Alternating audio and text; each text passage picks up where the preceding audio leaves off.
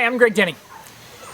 You know, there's these frustrating times in life where maybe you get into a conversation or you get in a situation, and in order to be kind or to avoid conflict, you either keep your mouth shut or you say something you really didn't want to say, or you kind of let people push you around. And so I often get asked, you know, how can you be kind?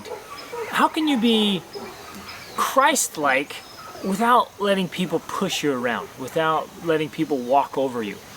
Sometimes they ask me, hey, you know, I try to be a kind, loving person, and people just take advantage of me, and I end up being bullied, or you know, I don't get what I want. They constantly are taking advantage of that. And there are aggressive people out there like that just look for somebody who's maybe just kind of acquiesces or kind of gives in, and they just crawl all over top of people.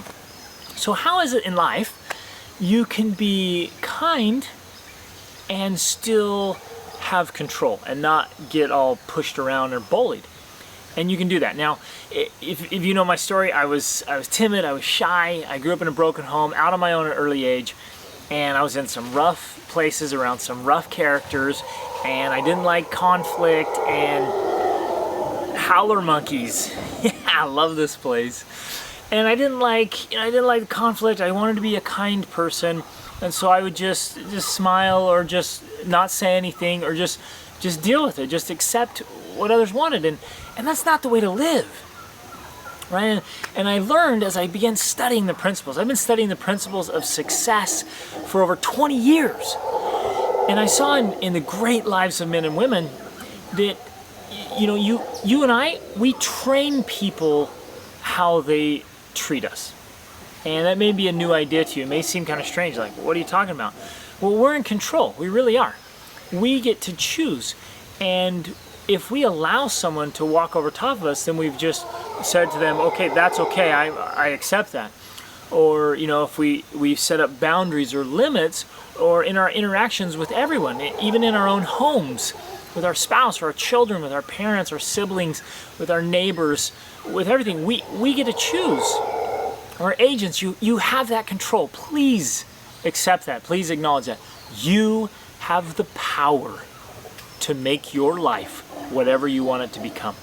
Life is what you make it. Your relationships are what you make them. Yes, you have that power. I don't care who you are or what you've done. You are... Isn't that awesome? Oh, they're amazing animals. So whoever you are, whatever you've done, you have the power to decide. Okay?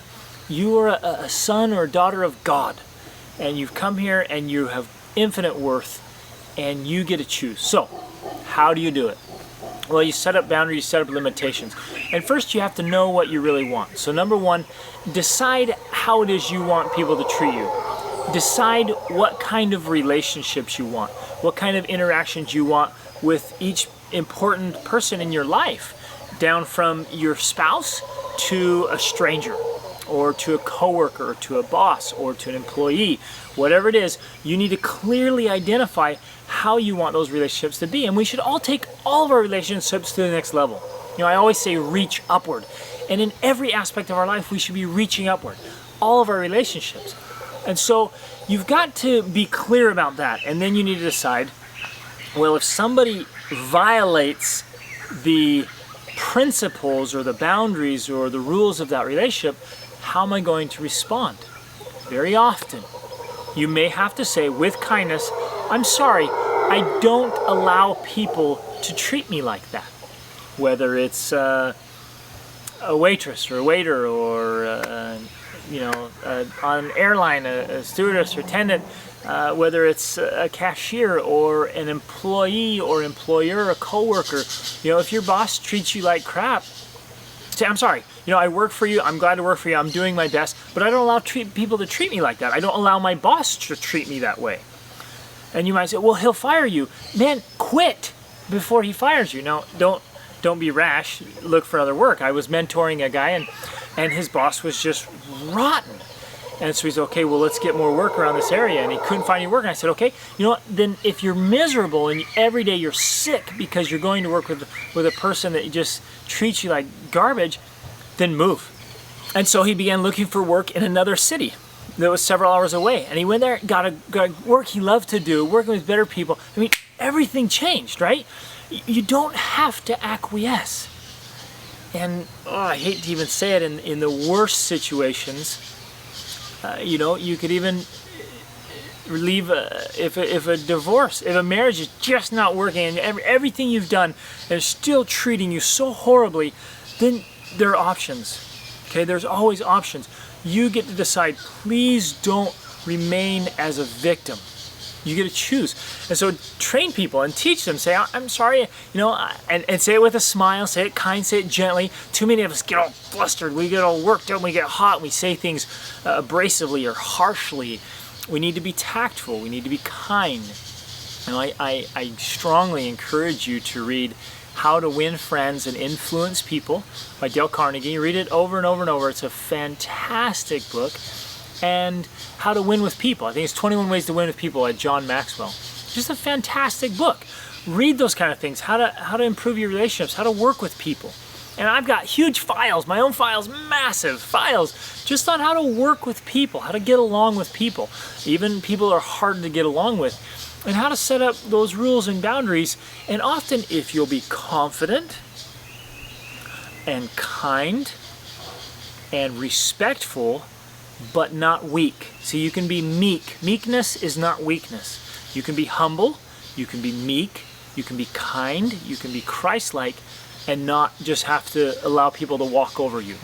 And you can be firm, and you can say, no, here's the line, and I don't allow people to cross that line.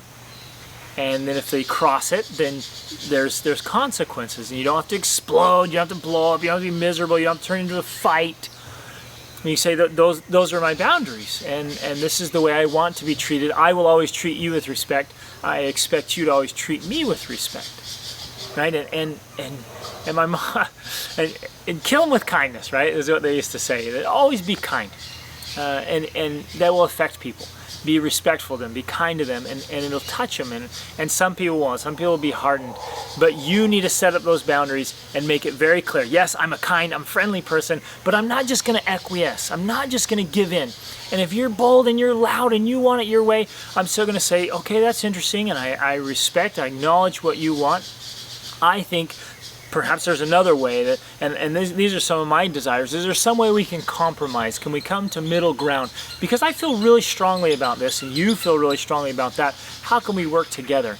And if it's something you don't feel strongly about, I say, okay, you can have it. It's not a big deal to me. But this over here, this is a big deal to me. And I want to be treated like this. And I want this to happen. And so let's work together to get to where we both can come to an agreement and make it happen.